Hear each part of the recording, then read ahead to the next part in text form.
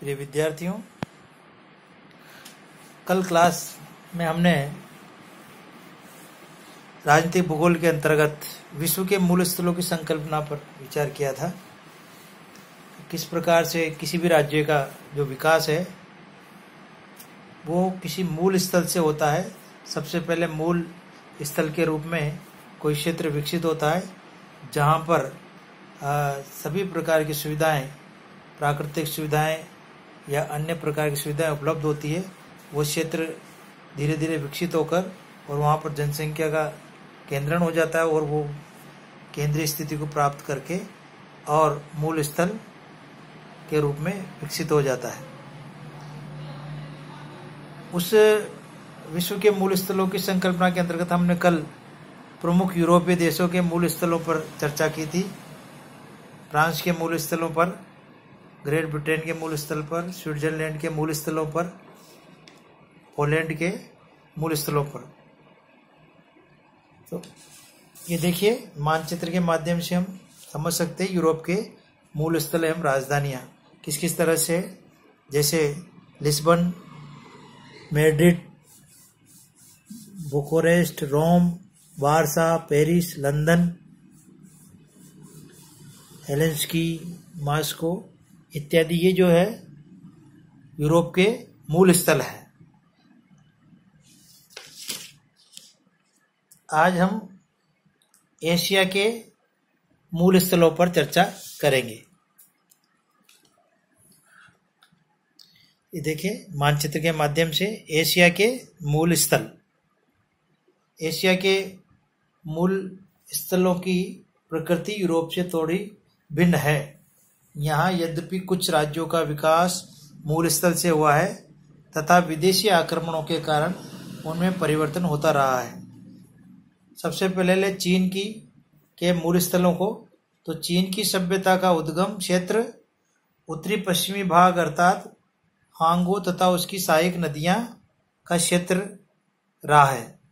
राज्य का दक्षिणी एवं पूर्वी क्षेत्रों में विस्तार होने से यांगटीसी नदी की घाटी प्रमुख केंद्र हो गई। इसके कारण से यह क्षेत्र मुख्य रूप से चीन का मूल स्थल बना और इस प्रकार से इसके आसपास, क्योंकि जलवायु उपयुक्त थी, कृषि की दृष्टि से ये क्षेत्र प्रमुख रूप से विकसित था। तो उस समय की राजधानी नानकिंग तथा उसके पश्चात हांगचाओ में स्थापित की गई, किंतु उत्तरी क्षेत्र की ओर सदैव राजनीतिक दबाव रहा। 17वीं शताब्दी में मांचू शासकों ने पेकिंग को राजधानी बनाया। पुनः एक बार राजधानी नानकिंग बनाई गई और अंत में पेकिंग वर्तमान के रूप में बीजिंग के रूप में स्थापित हुई। तो ये जो देख रहे हैं आप, ये चीन का मूल स्थल है। इसी तरह से चीन की बात करें, भारत की बात, तो भारत का जो गंगा यमुना का जो मैदान है वो मूल रूप से मूल प्रदेश रहा है, मूल क्षेत्र रहा है। यद्यपि सबसे प्रमुख स्थल दिल्ली से गंगा के सहारे कलकत्ता तक विस्तृत है। यहाँ भारत की सर्वाधिक जनसंख्या एवं घना परिवहन का जाल फैला हुआ है। ब्रिटिश काल में सामुद्रिक व्यापार के कारण बंदरगाहों का बहुत महत्व था। इसी कारण कलकत्ता को राजधानी बनाया गया था। ब्रिटिश काल में कलकत्ता को राजधानी बनाया गया था, किंतु शीघ्र ही प्राचीन मूल स्थल दिल्ली को राजधानी स्थानांतरित कर दिया गया। तो इस प्रकार से ये जो भारत का पूरा गंगा यमुना का जो मैदान है वो मूल स्थल रहा है। इसके मूल स्थल के विकसित होने के बाद में ये सारा का सारा प्रदेश है जो एक राष्ट्र के रूप में, एक राज्य के रूप में विकसित हुआ। इसी तरह से अब एशिया में हम उदाहरण लें जापान का, तो जापान के मूल स्थल का विस्तार टोक्यो के उत्तर से दक्षिण में Yokohama, Nagoya, Kobe, Osaka, Kitakyushu शहरों को सम्मिलित करते हुए विस्तृत हुआ।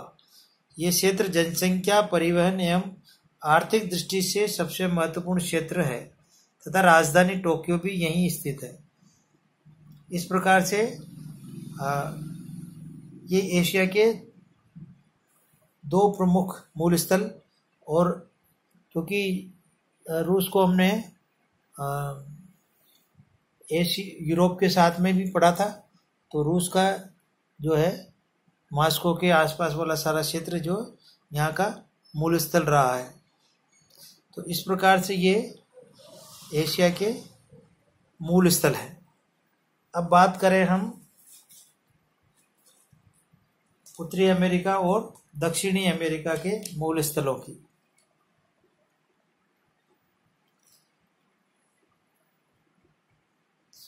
देखिए, उत्तरी अमेरिका के मूल स्थल जो कनाडा और संयुक्त राज्य अमेरिका के रूप में है, और मैक्सिको तीसरा प्रमुख मूल स्थल है। तो उत्तरी अमेरिका के दो राज्य संयुक्त राज्य अमेरिका और कनाडा में मानव बसाव एवं अन्य आर्थिक विकास अधिकांशतः यूरोपीय लोगों के आगमन के पश्चात हुआ। इसी कारण पूर्वी तट के सहारे यहाँ के मूल स्थलों का विकास हुआ। उत्तरी अमेरिका के मूल स्थलों का वर्णन फिल ब्रेक ने अपनी पुस्तक दिस ह्यूमन वर्ल्ड जो 1963 में प्रकाशित हुई में किया। उसके अनुसार संयुक्त राज्य का उत्तरी पूर्वी मूल स्थल कनाडा के मूल स्थल से मिल जाता है। ये मूल स्थल संयुक्त राज्य और कनाडा के प्रधान औद्योगिक प्रदेश हैं।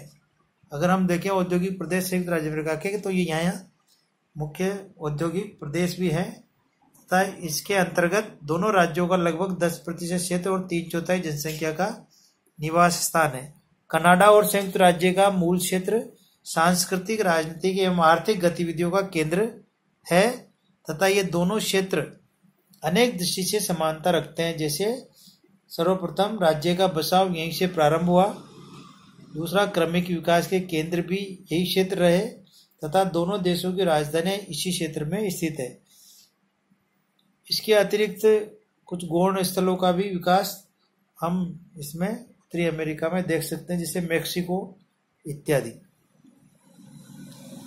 अब लैटिन अमेरिका या दक्षिण अमेरिका के मूल स्थलों की बात करें तो दक्षिण अमेरिका के मूल स्थलों का वर्णन R.A. प्लॉट एवं P.E. जेम्स ने किया है। इनमें कुछ यूरोपीय लोगों के आने के पूर्व के हैं। मैक्सिको शहर एवं लीमा लैटिन अमेरिका में इंडियंस की संस्कृति के केंद्र रहे। मैक्सिको का मूल स्थल दक्षिणी मध्य पठार में स्थित है, जहां जनसंख्या एक परिवहन की सर्वाधिक सघनता तथा राज्य की राजधानी स्थित है। इसी प्रकार लीमा पेरू का इनका साम्राज्य के काल में प्रमुख रहा। आज भी यह राज्य की राजधानी प्रमुख क्षेत्र है। चिली का मूल स्थल मध्य चिली का भूमध्य सागरीय जलवायु वाला क्षेत्र है। यही राज्य की लगभग 90% जनसंख्या निवास करती है। राज्य की राजधानी सेंटियागो यहीं पर स्थित है तथा आर्थिक दृष्टि से यह सबसे उन्नत क्षेत्र है। कोलंबिया का मूल स्थल यहाँ की राजधानी बोगोटा के चारों ओर केंद्रित है। इक्वेडोर से मूल स्थल दो भागों में विभक्त है, एक तटीय क्षेत्र, एक ग्वायाक्विल शहर के चारों ओर। द्वितीय राजधानी क्वेटा के चारों ओर का उपजाऊ क्षेत्र। इसी तरह वेनेजुएला का विकास अधिक प्राचीन नहीं है। यहाँ की राजधानी काराकस के निकटवर्ती क्षेत्र की प्रमुख है। बोलिविया में भी निश्चित मूल स्थल का अभाव है। राजधानी के कार्य भी दो शहर अर्थात लापाज और सुक्रे में विभक्त है। पैराग्वे का प्रमुख क्षेत्र असुनक्वाइन के चारों ओर केंद्रित है। अर्जेंटीना का प्रमुख क्षेत्र कृषि पर आधारित है। यह ब्यूनस आयर्स के चारों ओर पंपा क्षेत्र में केंद्रित है। यूरुग्वे का मूल स्थल अर्जेंटीना से समानता रखता है। मॉन्टेवीडियो यहाँ की राजधानी एवं प्रमुख शहर है। ब्राजील का मूल स्थल पूर्वी तटीय भागों में विशेषकर दक्षिणी पूर्वी ब्राजील है। इसके प्रमुख केंद्र रियो डी जेनेरो और sao पोलो है। रियो डी जेनेरो काफी समय तक यहाँ की राजधानी रहा। नई राजधानी ब्रासिलिया केवल आंतरिक क्षेत्र की ओर प्रवृत्त होने की प्रवृत्ति के कारण बनाई गई है। तो ये उत्तरी अमेरिका और दक्षिणी अमेरिका के मूल स्थल है। इसी प्रकार से अब बात करें अफ्रीका के मूल स्थलों की, तो अफ्रीका महाद्वीप अनेक राज्यों का नवीनतम विकास हुआ है, क्योंकि यहाँ के जो राज्य रहे हैं, देश रहे हैं, वो काफी समय तक गुलामी की उसमें रहे, इस तरह से। तो अतः कई देशों के मूल स्थल विकास प्रक्रिया में है। दक्षिणी अफ्रीका में विदेशी आकर बसे, अतः यहाँ 2 मूल स्थलों का विकास स्पष्ट देखा जा सकता है। यूरोपीय आवास तटीय क्षेत्र में हुआ, जिसके केंद्र केप टाउन और डरबन आदि है। किंतु अफ्रीका जो श्वेत विदेशियों से अलग रहना चाहते थे, उन्होंने एक अन्य उच्च क्षेत्र वेल्डेस का आंतरिक भाग, जो ब्लोम फोंटेन और प्रोटोरिया के मध्य स्थित है, को प्रधान क्षेत्र के रूप में विकसित किया। इन दोनों क्षेत्रों में सांस्कृतिक भिन्नता के कारण सदैव संघर्ष रहा है, जो अभी भी उपस्थित है।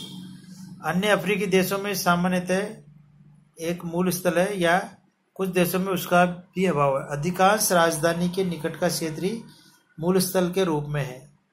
कीनिया का नैरोबी क्षेत्र, युगांडा का बुगांडा प्रांत, ज़ैम्बिया का तांबा क्षेत्र, सूडान का खार्तूम क्षेत्र, घाना का सेकेंडो कुमासी अंकरा क्षेत्र, उत्तरी अफ्रीका में मिस्र का मूल स्थल विश्व में सर्वाधिक स्पष्ट अर्थात नील नदी का डेल्टा है। ये जो नील नदी का डेल्टा है वो मुख्य रूप से विश्व में मूल स्थल का एक प्रमुख उदाहरण है।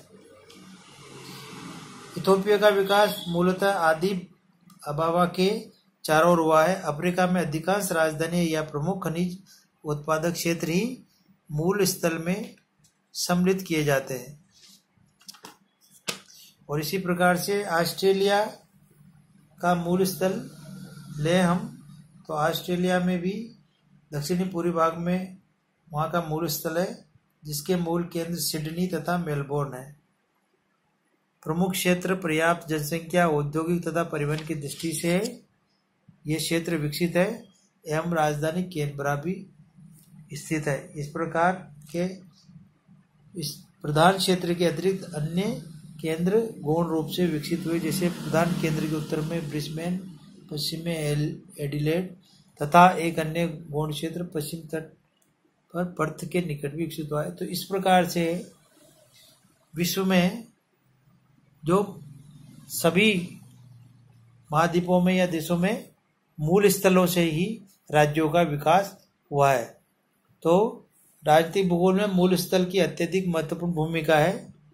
यद्यपि समान मापदंड से प्रत्येक देश के मूल स्थल की तुलना नहीं की जा सकती, किंतु समान स्तर के देशों के लिए एक माप अपनाया जा सकता है।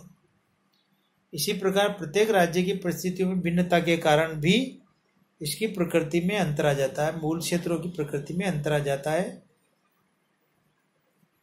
क्योंकि राज्य के विकास में आंतरिक एकता स्थापित करने में इस स्थल की महत्वपूर्ण भूमिका होती है। इसलिए मूल स्थलों का राजनीतिक भूगोल में अत्यधिक महत्व होता है। धन्यवाद। आशा है आप लोगों को इस व्याख्यान से, इस वीडियो से लाभ होगा। Thank you.